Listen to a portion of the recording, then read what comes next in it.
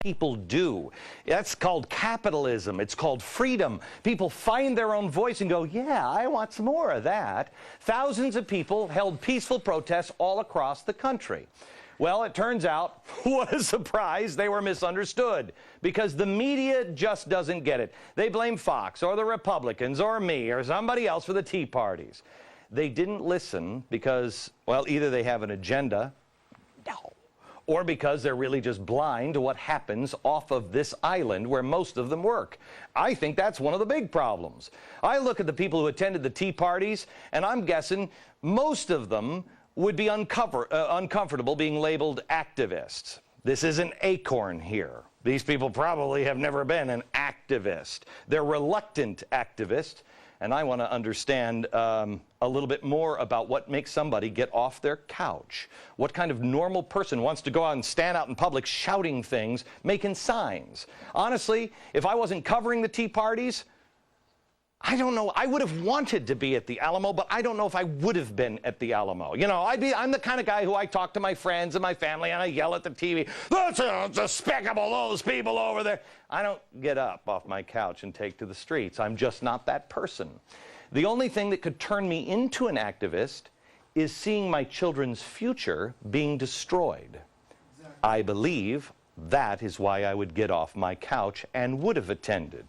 I bet that's why a lot of the people here are involved, and maybe you at home are involved now. The majority of those at Tea Parties were just regular Americans who loved their country and didn't need to wear a red, white, and blue cape and chant USA, USA to prove it, but they did. That's not the view of the media, and they don't like it because it doesn't fit into their little box. But presenting those people as extremists does fit in that box. How were they presented? Take a look. Let's be very honest about what this is about. It's not about bashing Democrats. It's not about taxes. They have no idea what the Boston Tea Party was about. That's right. They don't know their history at all. This is about hating a black man in the White House. This is racism straight up. I'm not an expert, but I am not an idiot. And what I see going on here is socialism. Washington, are you listening? Enough is enough.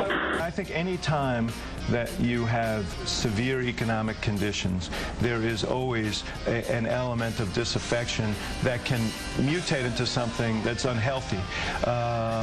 Literally dozens of Fox News dozens of outraged citizens protest having to pay their fair share of the taxes the rest of us pay. Let the teabagging begin. This initiative is funded by the high end. We call it AstroTurf. It's not really a grassroots movement.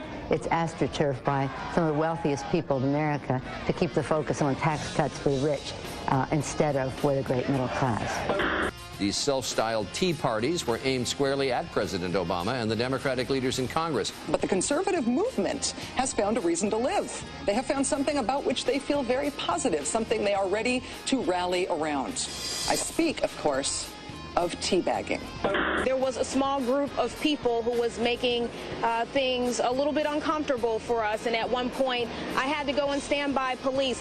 Wait, why do you say he's a fascist? He's the president of the United States. He's a fascist. Do you realize how offensive that is? I think he's a fascist.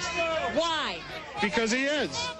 Those of you who are watching certain news channels that, on which I'm not very popular, and you see folks waving tea bags around, let me just remind them, I am happy to have a serious conversation about how we are going to cut our health care costs down over the long term, how we're going to stabilize Social Security. Let's not play games and pretend that the reason is because of the Recovery Act. That's just a fraction of the overall problem that we got. I have to tell you, I think that's the first time I've agreed with President Obama. It is just a small part of the problem, but it is part of the problem. The rest of it is, well, no, correct me if I'm wrong, pretty much all of it boils down to spending. Spending is the problem and has been for a long time. All right, we're surrounded now by a bunch of people who came from all over the country, and they are just Tea Party people. They are people who, did you all attend a Tea Party, right? Yes. Okay. How many organized a Tea Party? Okay. Okay.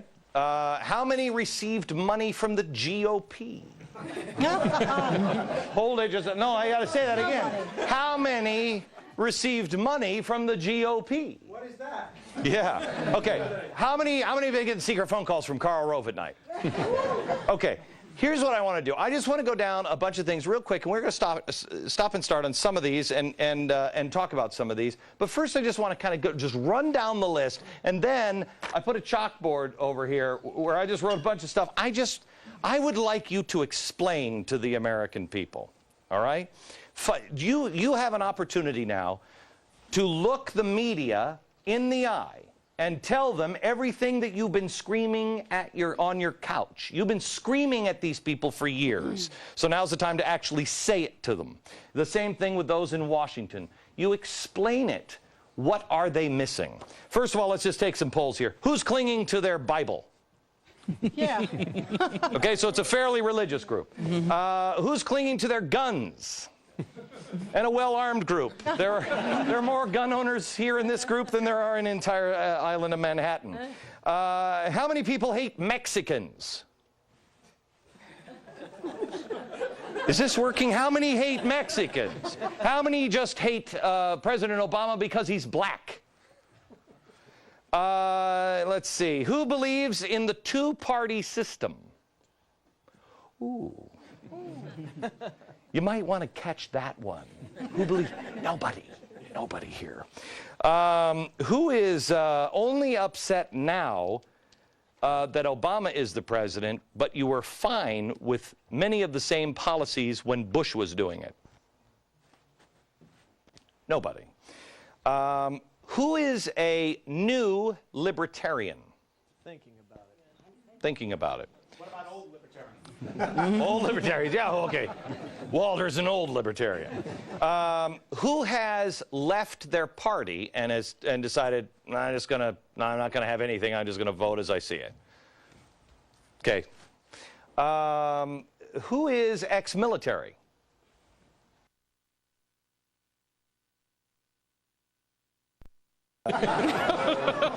Which reminds me, who is upset at the report from the Department of Homeland Security? Okay.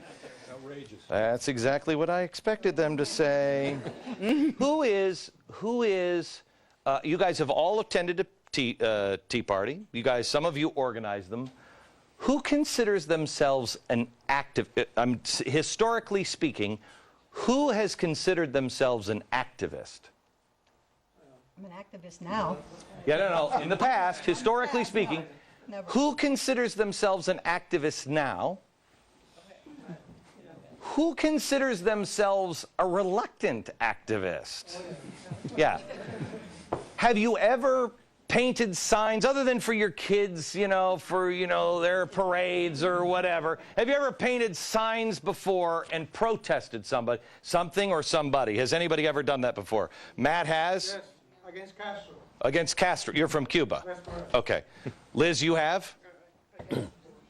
Against abortion. Okay, so you're an abortion activist. Did you raise your hand on the activist thing? Okay.